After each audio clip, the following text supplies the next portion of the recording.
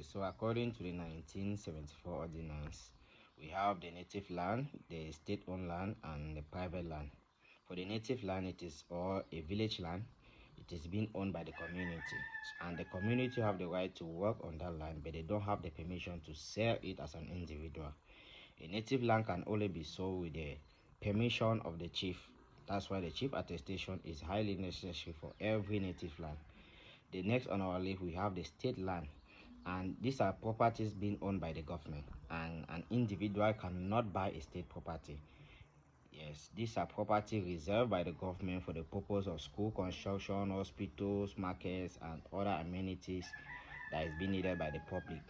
And we'll come down now to private land, which is the most common land being in the real estate market, that is being owned by the private individual or a community or an entity, an enterprise. Let me say that word.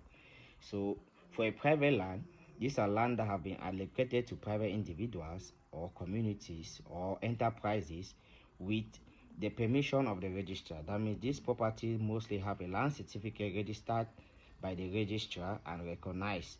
And for a private land, it can be sold out, it can be leased out, or it can be given out as an inheritance. So this is the only part of property that you can sell, buy at any time. But mind you, you also have to do your due diligence about documentation, because most fraud mostly happens on private properties. So you have to do your due diligence to ensure that the private property you're buying has no problem on it. So stay blessed, and mind you to reach out to us for any of your real estate deals.